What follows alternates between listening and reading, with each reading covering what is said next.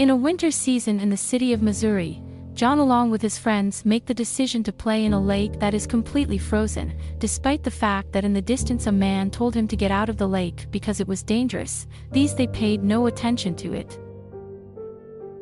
Then, at the least expected moment, the lake that at first glance seemed to be very solid fractures, and they have a terrible accident from which it was almost impossible to survive, so the three plunge into despair to save their lives. After many attempts, one of them got out of the frozen water, but what John did not expect is that just as he was about to get out, one of his friends accidentally hit him in the face, leaving him unconscious.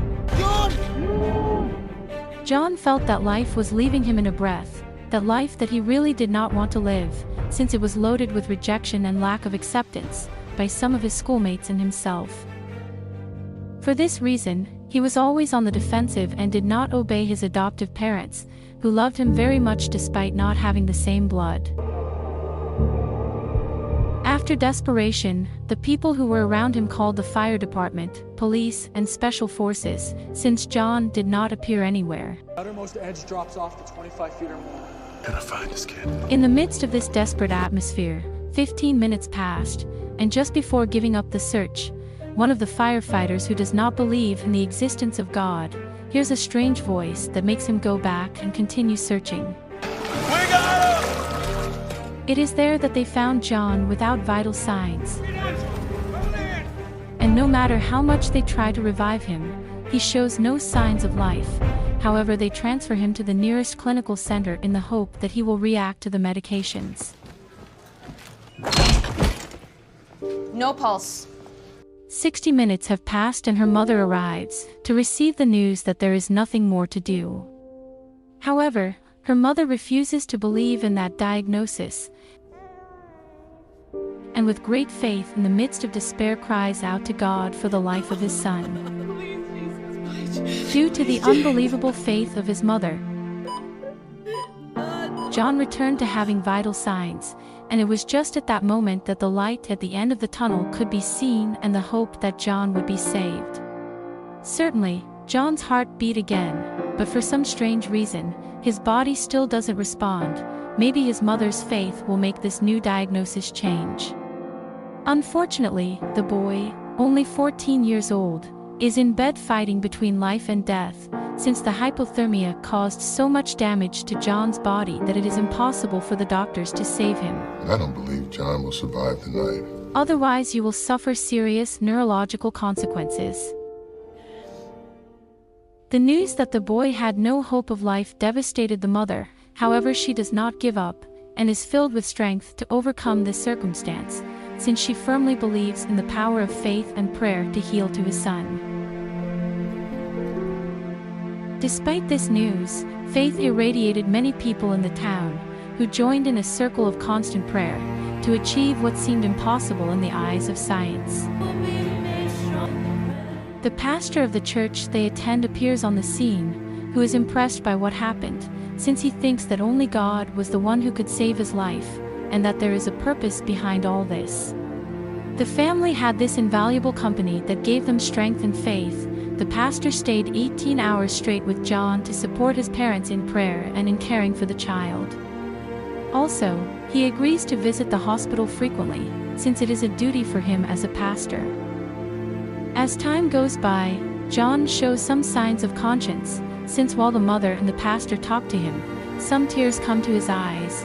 He also manages to squeeze his mother's hand. Please, my hand.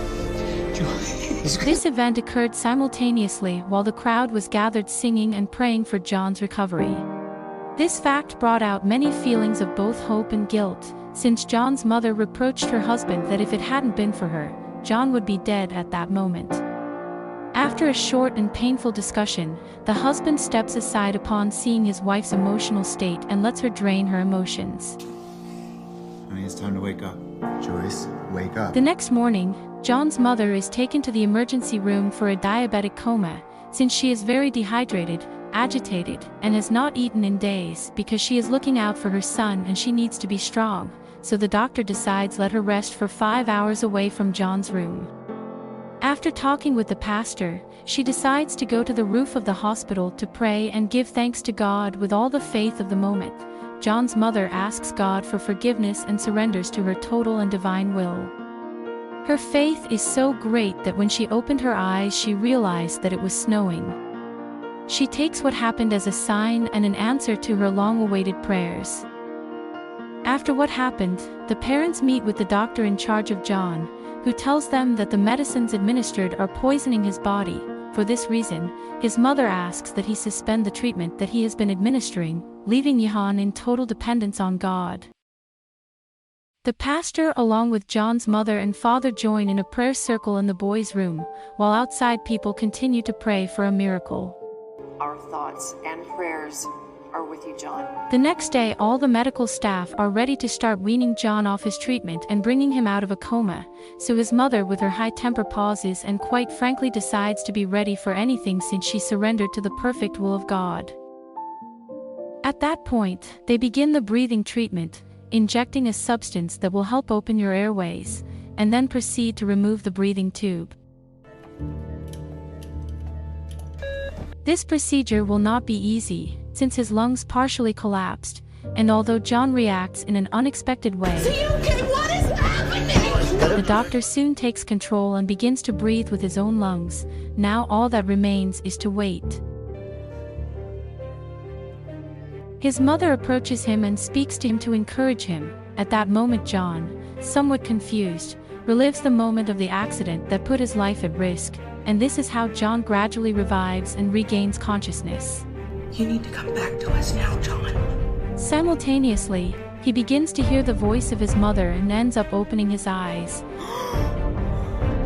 That moment was magical for everyone present, since what was really happening was a supernatural miracle. John recognized his mother, and in a few minutes everyone knew of his recovery. Jumping for joy, they thanked God for his mercy. The doctor proceeds to examine him while he waits for the results of the laboratory tests. When he sees them, he is amazed at his quick recovery. He cannot believe that the infection has disappeared in such a short time, being completely cured.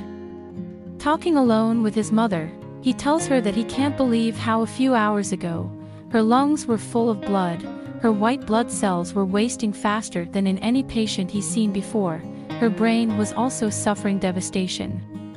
Neurological and at the same time each of his main organs were failing, however all that has disappeared. Being a doctor he should be a skeptic, but in reality there is no explanation of what happened, and without hesitation he accepts that it is a miracle from God. She very moved hugs him thanking him. Days later, John is released from the hospital and returns to school. The classmates receive him with great affection, others not so much. This echoes in John's mind and he heads back to the lake where that fateful accident occurred. When he sees who is on the shore of the lake, he realizes that he is a fireman, the same one who heard that voice that he told him to come back for. John thanks him for saving him and he himself tells him that he admits that he did not believe in God, and he had to go through all these events to know that God is really real. Maybe that's true for the both of us. John, referring to what happened to him, decides to give purpose to his life, recognizing that there are many people who love him, and that the fact that he is adopted does not mean that he is not important in this life. His is how this beautiful film of faith ends, which is based on a true story where it leaves us a lesson, based on the love that a mother and a father can give for their child, and how far can that feeling be as genuine and pure as the God's love. Faith is a tool that gives us certainty of what we do not see. That is why despite the fact that the forecast looks dark, we must never lose faith. This is the summary of a Christian movie based on real events called Breakthrough. Click here and don't miss the following story.